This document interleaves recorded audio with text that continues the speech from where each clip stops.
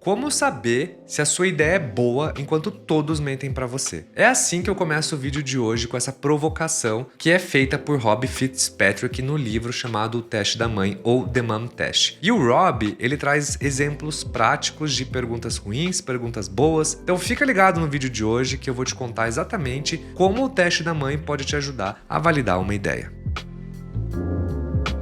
A verdade é que ninguém quer ser aquela pessoa que vai dizer que a sua ideia é uma porcaria. E validar uma ideia, ela é difícil por causa disso. Além das pessoas não quererem ser essa pessoa que não vai dizer que a sua ideia é ruim, as pessoas também tendem inconscientemente a tentar agradar a pessoa que está entrevistando. Sem contar que do lado do entrevistador, acontece muitas vezes de subconscientemente a gente acabar tentando vender a nossa ideia para as pessoas a fim de convencer elas de que a ideia é muito boa ou que a ideia é bacana, para que inconscientemente você se valide ela e fale, putz, eu sabia que essa ideia era boa, vou construir ela, vou mergulhar nessa ideia. E às vezes você manipulou a entrevista ou você manipulou a validação. Então a ideia aqui, gente, é contar para vocês um pouquinho de como evitar esses gatilhos e como que você pode fazer para validar a sua ideia de uma forma que nem a sua mãe consiga mais mentir para você. O desafio que o Rob Fitzpatrick coloca, principalmente para fundadores desenvolvedores, que é o grande perfil da nossa comunidade, são os desafios emocionais e os desafios técnicos. Os desafios emocionais, basicamente, é que ele diz que ninguém está acostumado a conversar com um estranho. E é a verdade. Principalmente no Brasil, por exemplo. Imagina a gente lá no mercado municipal abordando as pessoas na rua perguntando se a nossa ideia é boa.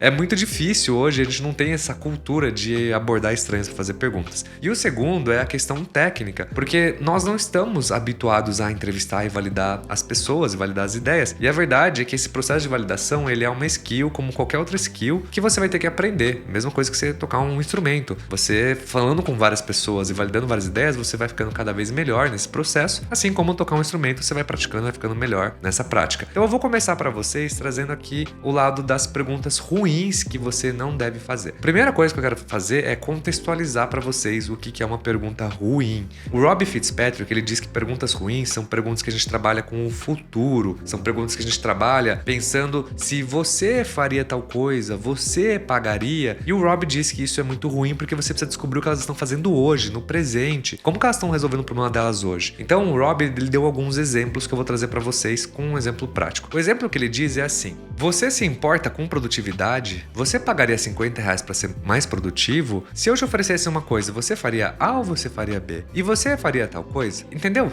Tudo que eu coloquei de exemplo, que o Rob cita no livro dele, são exemplos futuros. É óbvio que eu pagaria R$50 para ser mais produtivo. É óbvio que eu quero ser mais produtivo. Mas isso me tornaria um potencial cliente da sua ideia ou do seu projeto? E a verdade é que o Rob diz que não. Que quando as pessoas elas acham que teriam futuramente aquele problema, muitas vezes acontece de chegar no futuro e essa pessoa não ter mais esse problema ou aquele problema não ser tanto um problema. Inclusive, isso é uma coisa que eu falo muito nos meus artigos, da diferença do nice to have e do must have, né? Que é o legal de ter e o necessário ter. Muitas ideias, como por exemplo produtividade, acabam beirando coisas legais de ter e não necessárias de ter. E às vezes a gente não está realmente resolvendo um problema, mas quando você entrevista as pessoas a fim de validar uma ideia, você pode acabar conduzindo a pessoa para uma resposta, ou a pessoa pode se sentir inibida de dar a resposta verdadeira ou ela pode cair nesse gatilho que eu comentei agora sobre, putz, eu pagaria por isso, eu faria isso. O que o Rob comenta que você deveria, por exemplo, primeira coisa, entender o background das pessoas. Você não pode entrevistar uma pessoa sobre produtos de bebê para pessoas que não são pais. E o Rob, inclusive, fala que isso é muito comum, que quando a gente vai entrevistar as pessoas, às vezes as pessoas não fazem a lição de casa de entender o background dos possíveis clientes que elas estão entrevistando. E essa persona entrevistada pode ser uma persona completamente diferente da que usaria o seu produto. Dando o exemplo de produtividade, realmente é um desafio, porque produtividade é uma coisa comum em toda a indústria. Todo mundo quer ser mais produtivo, mas você tem que saber quem que é o seu público-alvo, quem que precisa ser produtivo no dia a dia. Outra coisa que o Rob comenta é que você tem que se focar na rotina da pessoa para entender exatamente naquele momento o que a pessoa está fazendo para resolver o problema dela. Alguns exemplos de boas perguntas que o Rob traz é, por exemplo, você se importa com produtividade?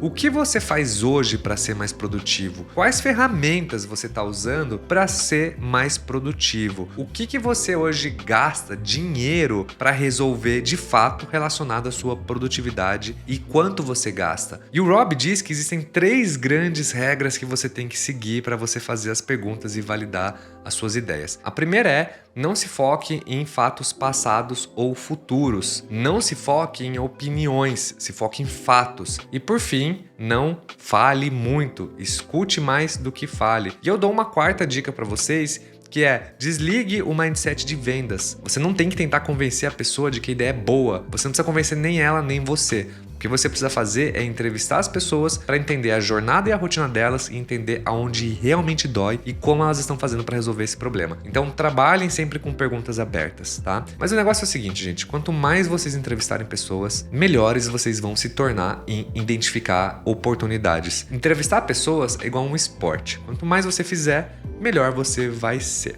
E existem 3 grandes validações que você pode tirar de uma ideia, de um projeto. A primeira é a validação de tempo. Se a pessoa topar marcar uma segunda entrevista com você para falar mais sobre o produto ou alguma funcionalidade, isso é considerado uma validação leve. A segunda validação é uma validação de reputação. Se você hoje fez uma entrevista com uma pessoa, entendeu a rotina dela e essa comentou para ela no final da sua entrevista a sua ideia, e essa pessoa comentou a sua ideia pro chefe dela, pros colegas, para todo mundo, isso já é uma validação mediana, digamos. Que é uma validação bacana porque a pessoa se empolgou ao ponto de sair compartilhando para todo mundo o seu projeto. E o terceiro é a clássica validação do dinheiro. É essa dor ser tão importante para a pessoa resolver, tão profunda, que essa pessoa tá disposta a te pagar para você desenvolver ou pagar por um pré-lançamento. E o Rob Fitzpatrick, ele diz que essa é a melhor validação de todas, e isso já é um fato conhecido no mercado como um todo. Então, para concluir o vídeo de hoje, eu quero dar a seguinte dica para vocês. Se você for um bom ouvinte, você simplesmente vai ficar escutando enquanto o seu possível cliente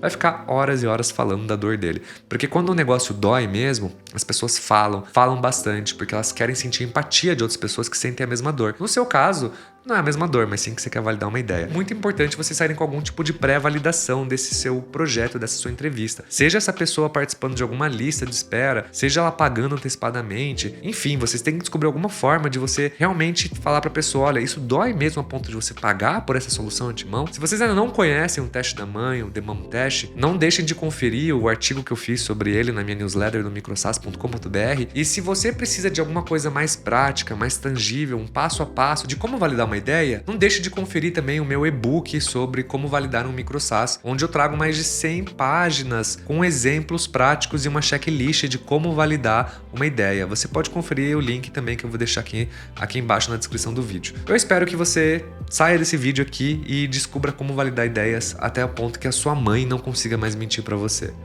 Vejo vocês na próxima edição.